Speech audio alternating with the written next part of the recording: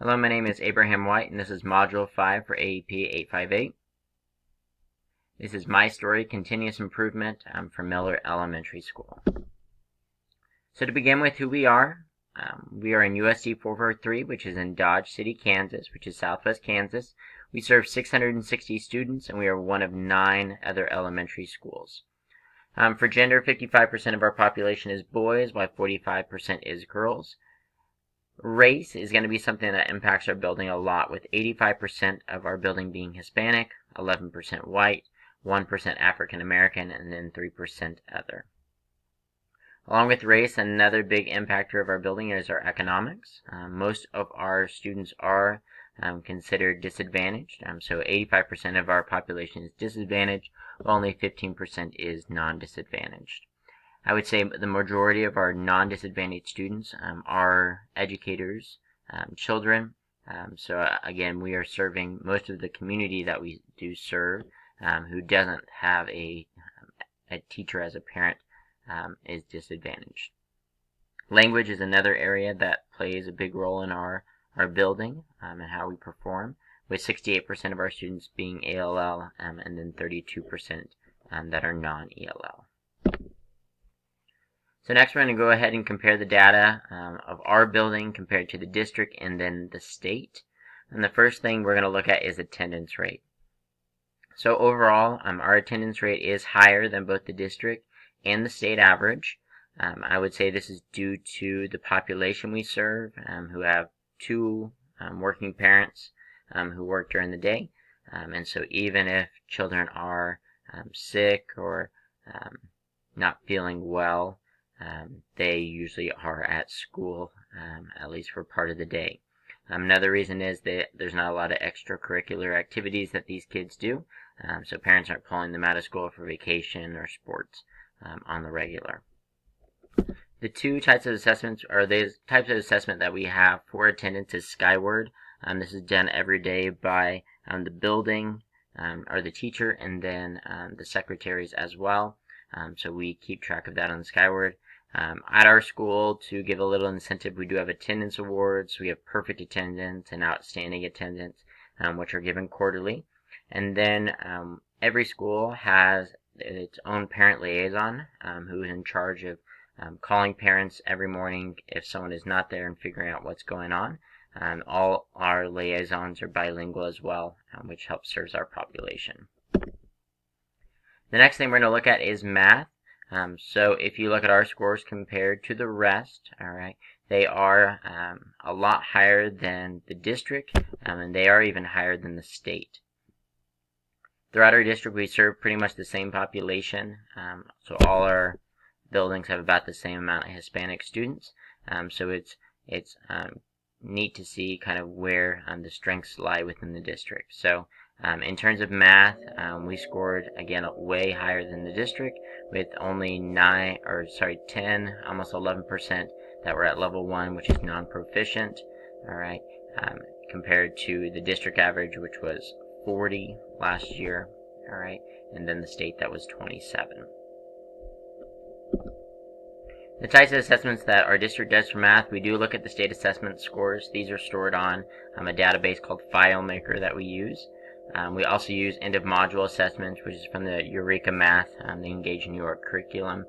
We do not do the mid-assessments, so we only do an assessment after each map, and there are 7 assessments throughout the year. We also use the Scholastic Math Inventory, which just got changed over to another source, but it's still the same test.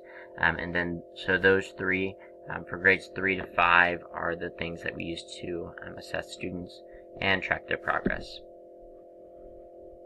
The third thing we're going to look at is ELA. So with a higher ELL population, we do expect this to be probably our weakest area. As a building, we scored 24%, we're non-proficient, compared to the district, though, which is 42%, so a lot better than the district, and then just a little better than the state, about 3% better. This is something we pride ourselves in, with having 68% of our students as ELL, and again, her learning a new language and everything that goes along with that, and still being able to score proficient, or a basic or above on the state assessment. So as a district, we again use the state assessment scores that are scored on FileMaker. We use guided reading running records, which are required for our district to be given quarterly. And then we use iStation reading assessments. We assess once a month on that to help track students' progress and kind of label them as a tier 1, 2, or 3 student. The last thing we're going to look at is just something kind of unique to our town. I was kind of surprised that our graduation rate was higher than the state, just in terms of our population. 91% of our students graduate here in Dodge, compared to only 86% for the state. And again, this number I kind of am questioning a little bit, knowing just the students that we serve in our town. Many of the students, by the time they're a junior or a senior, or the second they turn 18, are working at the meatpacking plants, so going to school and then working until 6 in the morning at the meatpacking plants, and so we usually see a lot of dropouts, I would say, in their senior year. So this was a little surprising to me.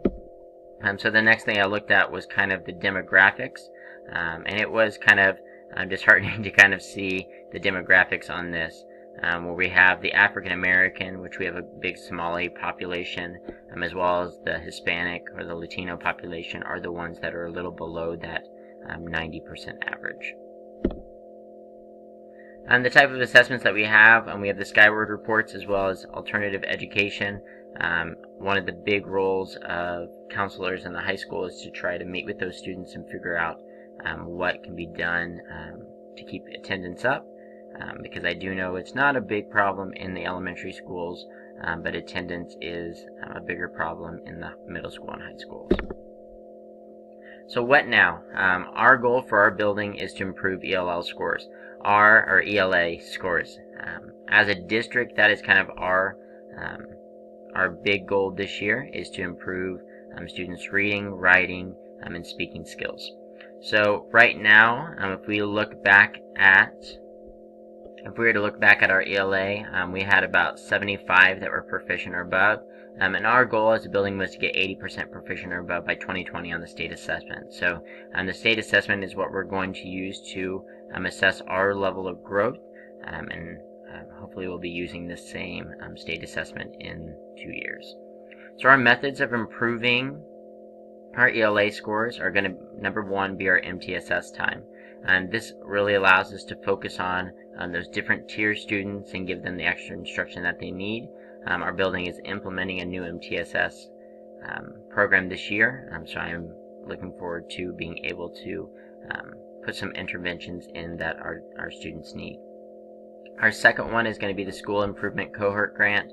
Our Dodge City just received this this year, and so all of the money that we got from the grant is being used to help train teachers in various methods. The thinking behind it is that the teacher plays the most important role in the success of a student, so we are learning a lot of new strategies and having a lot of professional development that will help us improve those scores. This was our plans for the future. Thank you for listening.